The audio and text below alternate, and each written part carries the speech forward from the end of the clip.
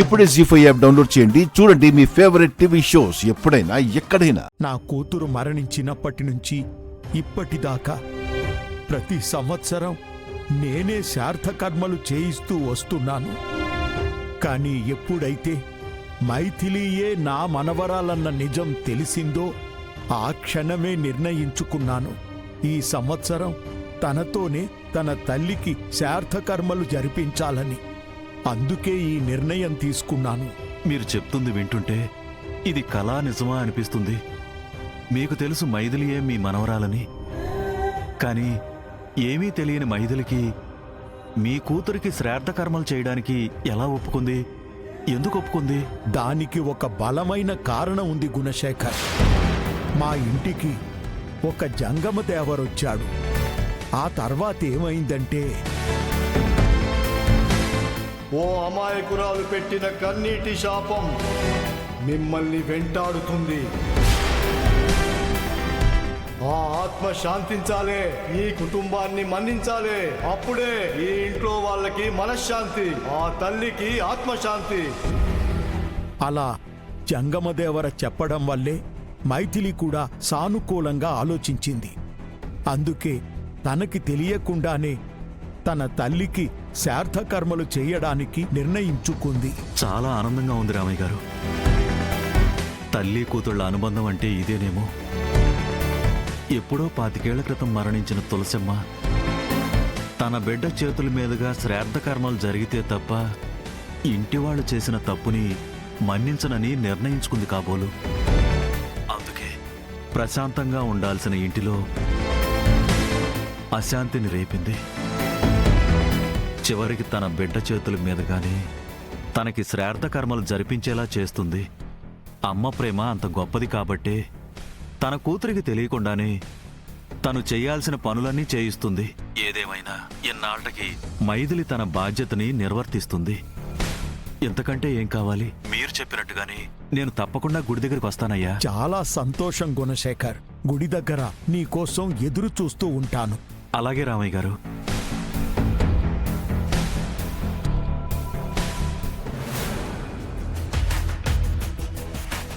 అవును, నేను చూస్తాను, వాళ్ళతో మాట్లాడతాను. అమ్మగారు, కాఫీ. ఓకే, తర్వాత కాల్ చేస్తాను. కాఫీ నువ్వు తెచ్చావేంటి? మైథిలి ఎక్కడా? ఏమో అమ్మగారు, రోజు ఈ పాటికల్లా కిచెన్లోకి వచ్చేవారు. కానీ ఈ రోజు ఎందుకో గది దాటి బయటకు రాలేదు. ఏంటి 8 అవుతున్నా మైథిలి ఇంకా నిద్ర లేవలేదా? దీనికి రాను రాను బద్ధకం ఎక్కువైపోతుందంటే. త్రిష, వెళ్ళి నువ్వు నేను రమ్మన్నానని చెప్పు. అలాగే అండి. ఏయ్, నువ్వు చేయాల్సిన పనులు చాలా ఉన్నాయి, వెళ్ళి వాటి సంగతి చూసుకో. అలాగే అమ్మగారు. మైథిలి, మైథిలి, ఇదేంటి రూమ్లో ఎవరూ లేరు? ఉత్తమ్, మైథిలి, మైథిలి, ఉత్తమ్.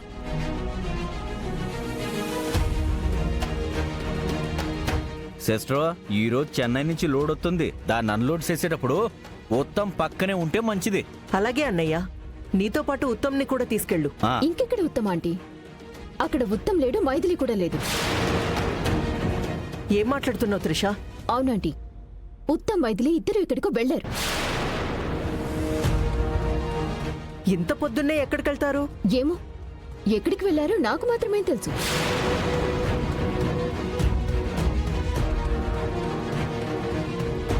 త్రిష, నువ్వు గది మొత్తం చెక్ చేసావా?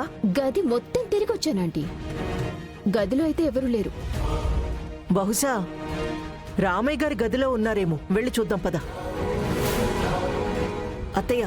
సుహాసిని, మీ మావయ్య గారు ఎక్కడికెళ్లారు? మావయ్య? అదే, రామయ్య గారు ఎక్కడికి వెళ్లారు? గదిలో లేరా? గదిలో ఉంటే మిమ్మల్ని ఎందుకు అడుగుతాను? గదంతా వెతికాను, ఎక్కడ కనిపించలేదు.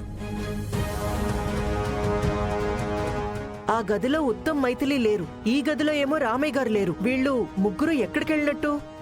ముగ్గురు కాదు సిస్టర్, 4 కలిసి వెళ్ళారు. నలుగురా? నేను మార్నింగ్ లేచి చూస్తే శుభప్రత కూడా గదిలో లేదు. నాకు తెలిసి వీళ్ళందరూ కలిసి ఎక్కడికి వెళ్ళుంటారు.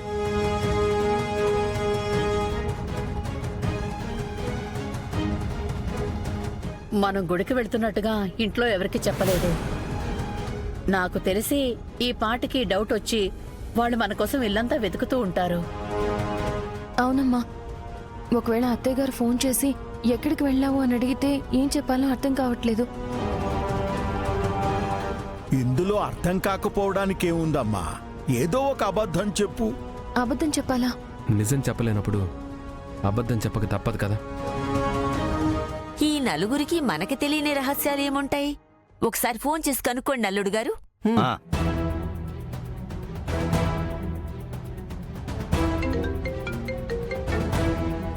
ఇదిగో లీలాకృష్ణ గారు ఫోన్ చేస్తున్నారు.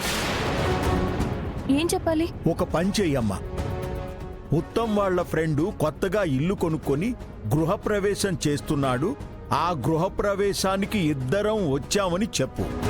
తాతయ్య, అది నేనెలా చెప్పేది? మైథిలి, ఇంకేం ఆలోచించుకో. తాతయ్య చెప్పమన్నట్టుగా చెప్పు. సరే. హలో లీలాకృష్ణ గారు. ఆ మైథిలే, ఇద్దరూ ఎక్కడున్నారేటి? అది ఉత్తమ్ గారి ఫ్రెండ్ కొత్తగా ఇల్లు కట్టుకుని గృహప్రవేశం చేస్తున్నారు. నేను ఉత్తమ్ గారు ఆ ఫంక్షన్కి వచ్చాం. నీకు కొంచెమైనా బుద్ధుందా? గృహప్రవేశానికి వెళ్లేవాళ్లు మాతో ఒక్క మాటైనా చెప్పి చావచ్చు కదా. చెప్పకుండా వెళ్తే మేమెంత కంగారు పడతామో తెలుసా? అత్తయ్య, అది సారీ అమ్మా, మేము నిద్ర లేచేసరికి మీరంతా పడుకొని ఉన్నారు. అనవసరంగా మిమ్మల్ని డిస్టర్బ్ చేయడం ఎందుకులే అని చెప్పకుండా వచ్చేసాం, అంతే అమ్మా. చాలేరా, మాకు చెప్పడం ఇష్టం లేదు అని చెప్పొచ్చుగా. గృహప్రవేశానికి వెళ్తున్నామంటే మేమేమైనా వద్దంటావా? సారీ అమ్మా, చెప్పాను కదా నీ నిద్రని డిస్టర్బ్ చేయడం ఇష్టం లేక చెప్పలేదని. అయినా ఎంతసేపు, ఇంకో గంటలో వచ్చేస్తామమ్మా, అంతే. సర్లే, నెక్స్ట్ టైం ఇలా చేయకు. సరే అమ్మా. అమ్మయ్యా, ఒక పెద్ద తుఫాన్ వచ్చి వెలిసినట్టయింది. మనం గృహప్రవేశానికి వెళ్తున్నామంటే వాళ్ళందరూ నమ్మేశారు. నమ్మరు నాన్న, నమ్మినట్టు యాక్టింగ్ చేస్తారు. చూస్తూ ఉండండి, మీరు చెప్పింది నిజమా అబద్ధమా అని ఎంక్వైరీ స్టార్ట్ చేస్తూ ఉంటారు. అదే నిజమే. సాధ్యమైనంత త్వరగా ఈ కార్యక్రమం పూర్తి చేసుకుని వెళ్ళాలి. తాతయ్య, నాన్నకి ఫోన్ చేసి చెప్పారా? చెప్పానమ్మా, డైరెక్ట్గా గుడి దగ్గరకు వస్తాను అని చెప్పాడు. ఎందుకైనా మంచిది నువ్వు ఒకసారి ఫోన్ చేసి కనుక్కో. అలాగే తాతయ్య. ఎన్నారుగా, మొగుడు పెళ్ళాలిద్దరూ ఫ్రెండ్ గృహప్రవేశానికి వెళ్ళారంట. మరి రామయ్య గారు ఎక్కడికి వెళ్ళినట్టు? నీ ముసలి ముగ్గురిని ఎవరు కిడ్నాప్ చేయలే తల్లి. ఆయన ఏదో పని మీద వెళ్ళుంటారులే అత్తయ్య గారు. వెళ్లేవాళ్లు చెప్పి వెళ్ళొచ్చు కదా, ఈ మనిషి మారరు. అన్నయ్య, ఇంతకీ శుభప్రద ఎక్కడికి వెళ్ళినట్టు? నేను కూడా అదే ఆలోచిస్తున్నాను సిస్టర్. బాబాయ్, ఒకసారి ఫోన్ చేయండి. చేతనుండు. జీ5 యాప్ డౌన్లోడ్ చేసి అన్ని ఎపిసోడ్స్ పూర్తి ఉచితంగా చూడండి.